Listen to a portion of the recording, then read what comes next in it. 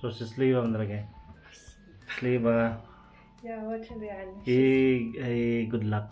Enjoy. Enjoy. Как это по-русски? Enjoy your day. Наслаждайся. Наслаждает. Наслаждает. Это enjoy your day. Удачи на концерт. Пока, дорогая. Счастливо. Ключи мои. Вот он. Вот. So, удачи, дорогая. Спасибо. So, пока-пока.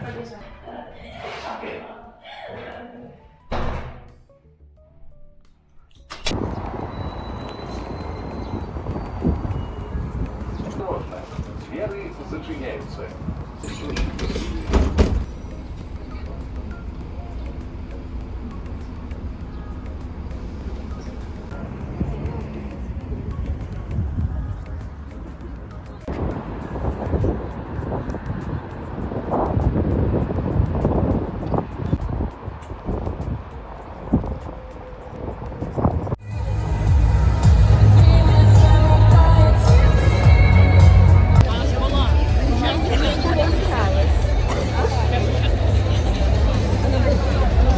Скажи мне, не смеясь, что такое человечное? Ты мне так хорошо, ты мне так красиво.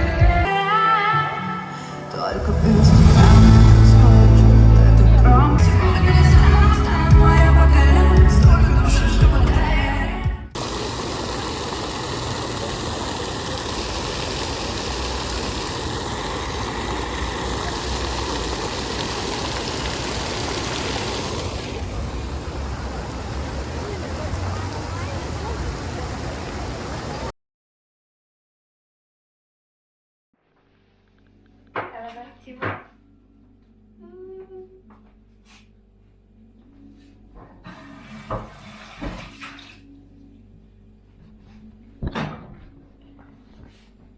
Ganda na yung sikat ng araw ngayon, no? Paparating na yung summer. Mainit ngayon, Kapon kasi 21 degrees. So this summer daw ko, sabi nila, summer na ito. Mainit daw ito kasi sa nung nakaraang taon. Papalo ng 30. Kasi sa Pilipinas 40 plus na yung temperature doon. Sobrang init talaga. Walang katao-tao. 7 ng umaga.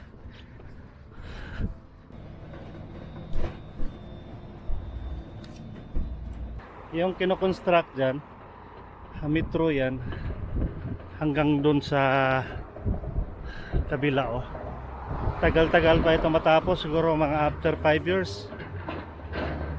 Dito yung malapit sa tinatrabahoan ko. Kaya maaga akong uuwi kasi walang mga holiday ngayon. Maagang uuwi. Yung nakaraang week pa lang, yun yung last na sobrang lamig dito na umabot ng 10 ata yun. So goodbye taglamig. Ayun, tag-init na ngayon dito sa kanila. So ito yung metro, guys. So, doon sa kabila, yun yung metro din, yung malapit sa pinagtrabahoan ko. Ibang station yun. Ito naman, iba yung station dito na kinoconstruct din. Tagal-tagal ito na project kasi hanggang doon sa dulo pa ito, bagong linya ba ng metro. Sobrang dami ng mga trabahante dito sa kanila. Ngayon kasi is Sunday kaya walang masyadong katao-tao. So yung sidewalk nila, guys, makita nyo sobrang lawak ng sidewalk nila. Sana ganito din sa Pinas. Kung sa atin ang sisikip, dito sa kanila ang luwag-luwag. Kung wala pa yung barrier na yan, ano pa yan dyan, sidewalk pa rin yan. Kaso nga lang, nilagyan ng barrier. Sobrang lawak dito ng sidewalk.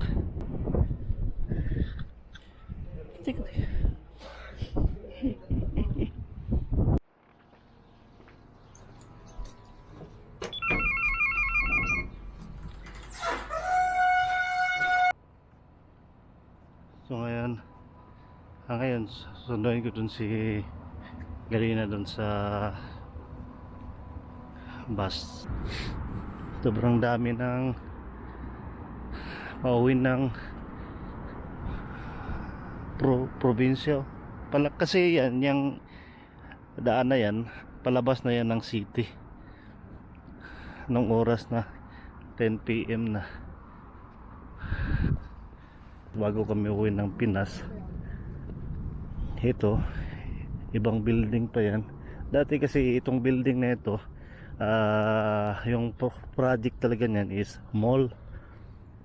So hindi natuloy yung mall, binili ng ibang company, tapos ginawang residential.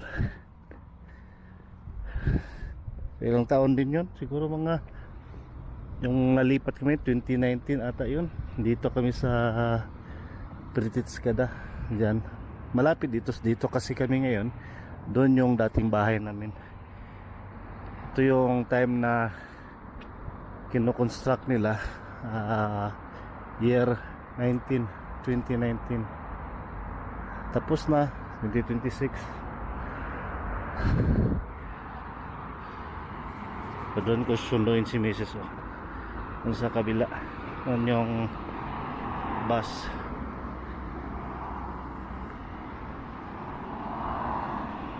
Ito weekdays, dito weekend. So dito ko titignan 43 yung dating ng bus. So 10 minutes pa. 10 minutes pa yung aantayin. Ito naman ako.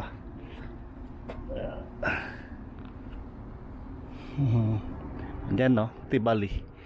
Yan yung 24 hours na supermarket dyan. Diyan kami ni Mrs.